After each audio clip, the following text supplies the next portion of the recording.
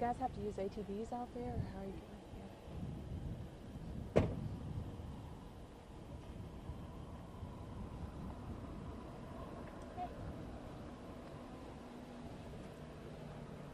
Hey, Max. How's it going? You want this? No. You guys got me right in the mud puddle. I know, right? Okay. How are we going to do that? You guys did that on purpose, didn't you? Yeah. Here you go. I don't need that. You don't need it? One second. Actually, I don't know if you guys... You want to Sunshine is. Move it how, I mean, you guys... Could we flip You him can- a little this way to get some Yeah, we sun can. on him and out of the mud? We go... Sheriff, can we have you right about here? Would this be okay? Thank you. I'm sorry, give me 1 second. Sorry, guys. I know. I didn't think about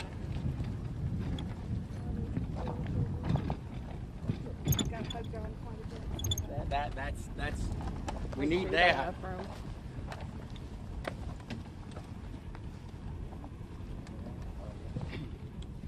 Can I get you a little bit closer, Sure. please?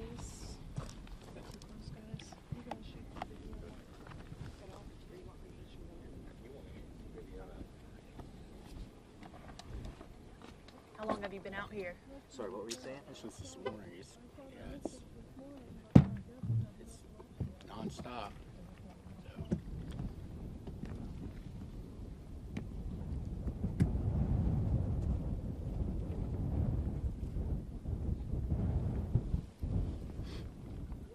So. Okay, I think I gotta let you get going. All right, thanks, buddy.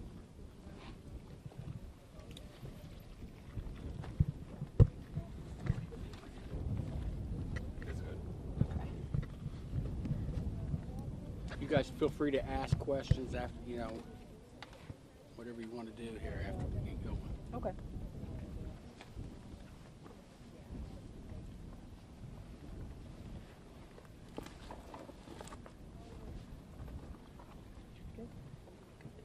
Okay, Sheriff. Okay. If you're ready, Ready? we'll go ahead and I'm get ready. started. Can you just provide an update regarding today's search? Yeah, we were back out this morning at 8 o'clock at daylight, searching for Emma.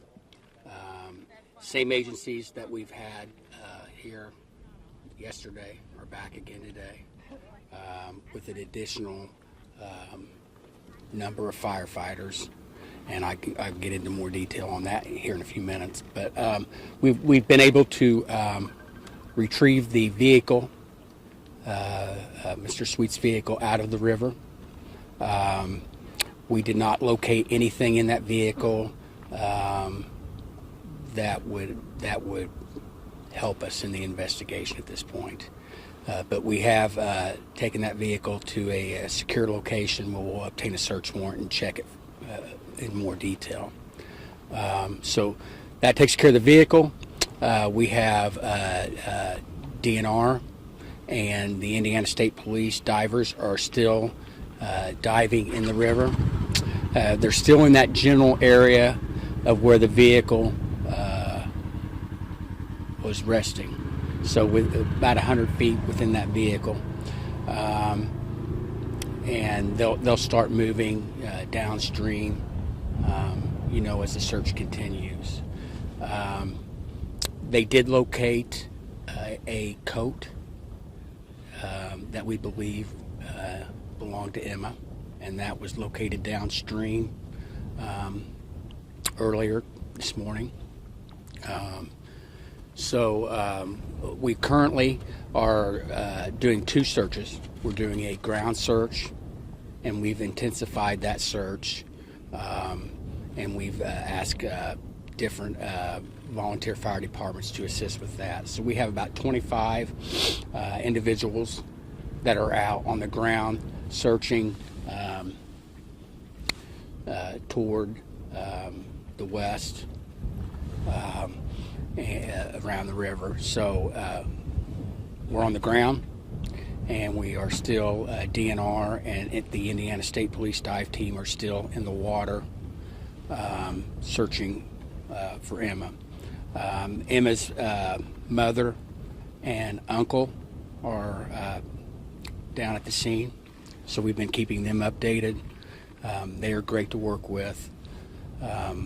Again, our hearts go out to them. They wanted us to thank the community. We've had a big outpouring of support from the community regarding Emma and wanting to help. At this point, we don't need anybody to come and help with the ground search. We have the fire department here, and we will continue to search until we find her. Detectives have been able to talk to Mr. Sweet at the hospital. He is still not in good condition, but we were able to talk to him. And from the brief conversation our detectives had with him, he is indicating that Emma was with him in the vehicle when the vehicle was in the river. So, again, he gave us two stories early on. Then we went back and talked to him today, and he's saying, again, she was with him in the river. So, with the coat being found downstream and talking to him again, we can't say 100%, but it's looking more like she probably is in the river someplace. Did he say why they were out here? We were not. We weren't able to get into a lot of details with him on that at this point. I think probably the questions were like, look, where did you last see her? And that's what he's telling us. Is the last place he saw her was he had placed her on the hood of the vehicle, and fell asleep, is what he's saying today. Fell asleep, and when he woke up, she was gone.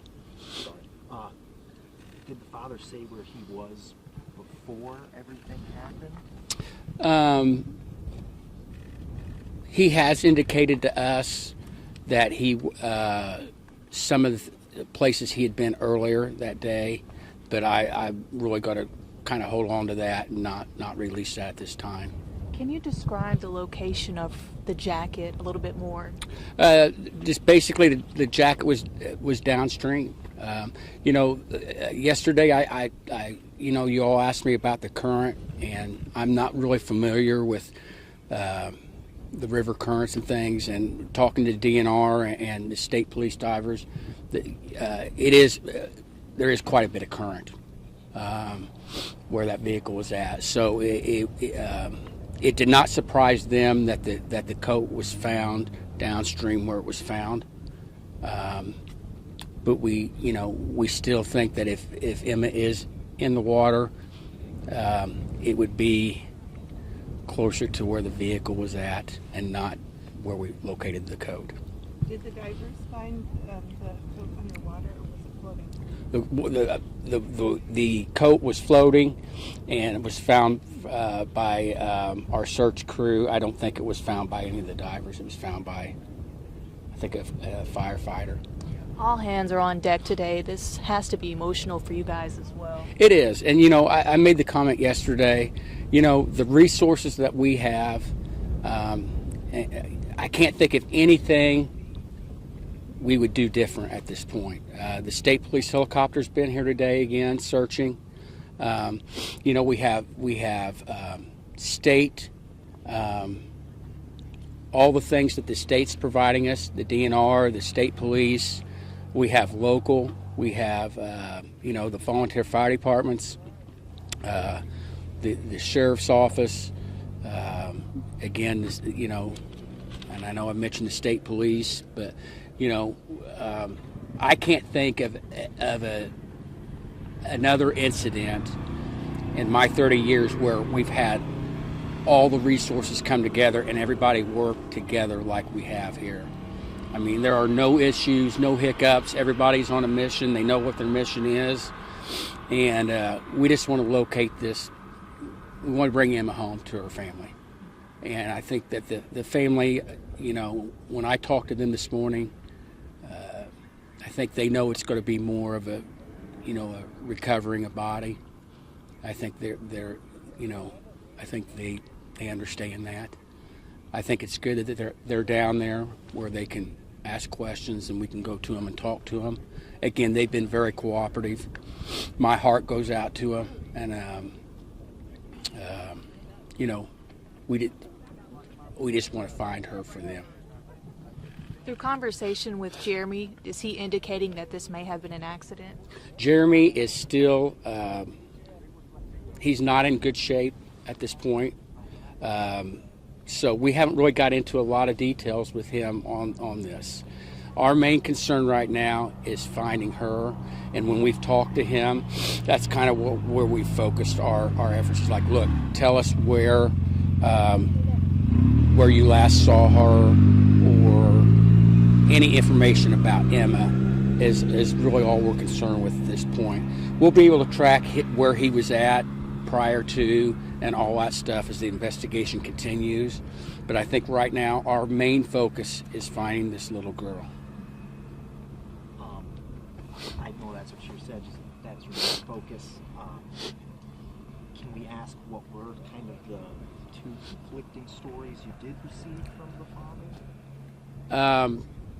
You mean, have we asked him more about that? Well, when you guys did discuss that, what were kind of the two conflicting? Well, the conflicting stories were the same as obviously yesterday. You know, when we first made contact with him yesterday in the morning, it was that he had dropped Emma off